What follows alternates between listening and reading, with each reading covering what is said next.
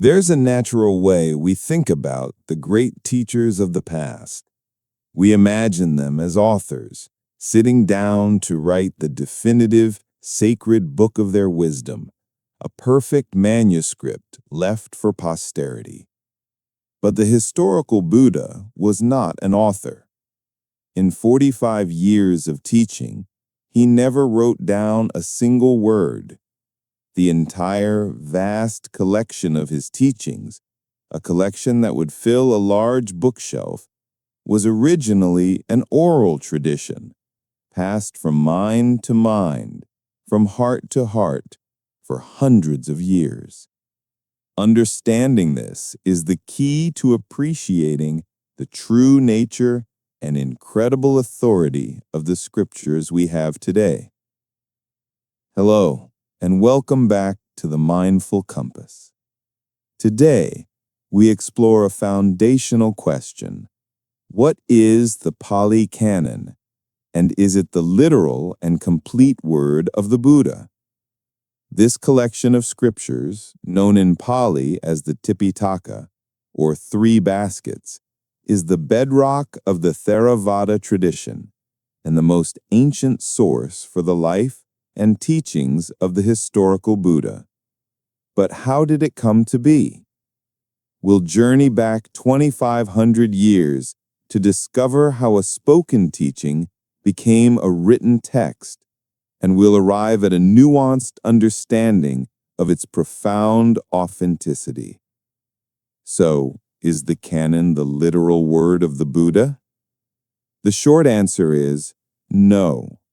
It's not a word-for-word transcript in the way a modern court reporter would produce.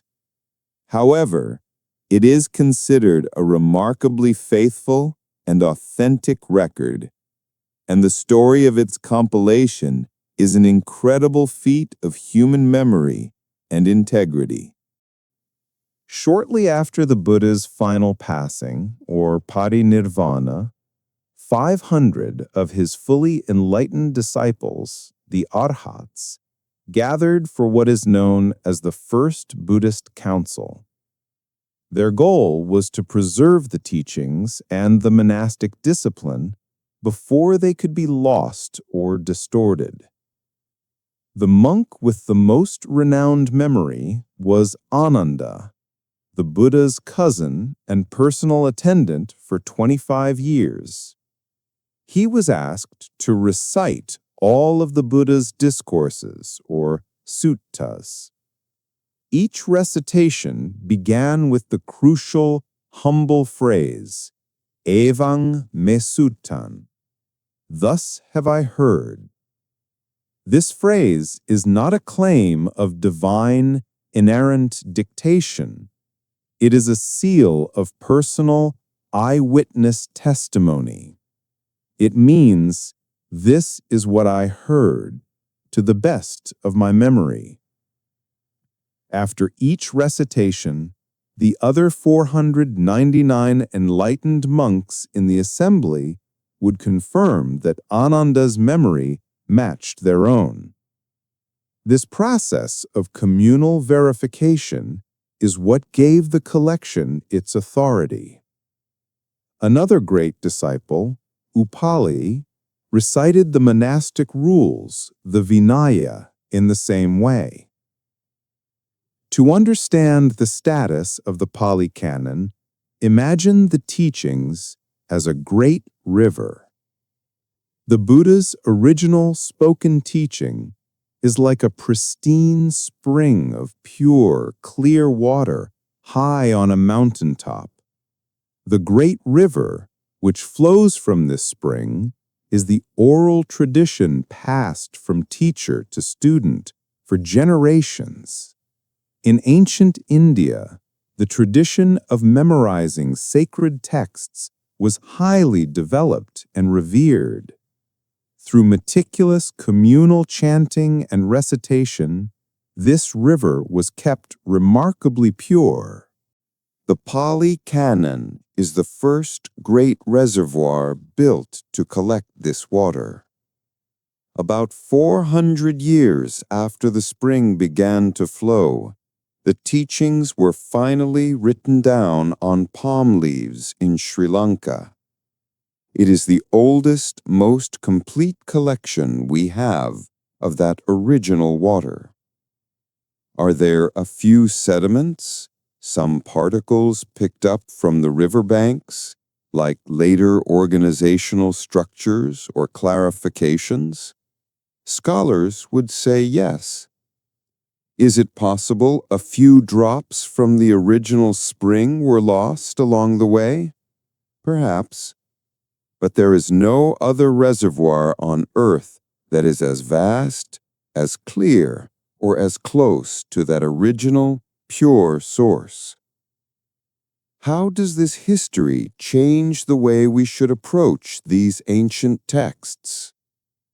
First, it frees us from the trap of rigid literalism. We don't have to tie ourselves in knots over whether the Buddha used one specific word or another. The focus shifts from the letter of the law to the spirit of the teaching. It encourages us to read with a spirit of trust and intelligent inquiry. We are not reading a book dictated by a god. We are listening to the authentic voice and profound message of a human being who woke up, as remembered and cherished by the community of his most dedicated and realized followers. Our guiding question becomes not, is this passage literally, historically accurate in every detail, but rather, what is the timeless, liberating truth that this teaching is pointing to in my own life? This reflects the Buddha's own advice in the famous Kalama Sutta, where he told people not to believe things blindly, but to test them against their own experience. We can practice reading these texts with the same spirit in which they were first received. 1. Listen like Ānanda. The next time you read a passage from the scriptures or listen to a Dharma talk, consciously set aside the mind of a critic who is looking for flaws. 2. Hear with an open heart. Instead, for the first reading, adopt the mind of Ānanda. Listen openly, receptively, with your whole being. The goal is not to immediately analyze, but simply to let the teaching land, to truly hear it. 3. Reflect with wisdom. After you have fully received it, then engage your intelligence. Ask yourself, thus have I heard. Now what does this mean for me? How does this resonate with my own life's experience? What does this ask me to investigate for myself? This two-step process of reverent hearing, followed by wise reflection, mirrors the way the Dharma has been kept alive for millennia.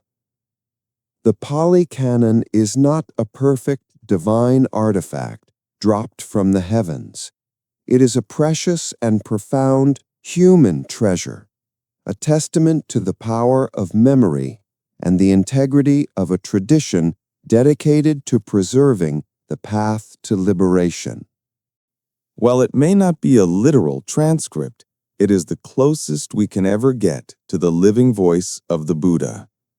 It is an authentic, reliable, and compassionate map, drawn by the first people who walked the territory, offering to guide us to that same place of awakening. How does understanding the human history behind a sacred text affect your relationship with it? Please share your perspective in the comments below. If this exploration was helpful, please subscribe to the Mindful Compass. May we all listen with the heart of Ānanda and the mind of a seeker.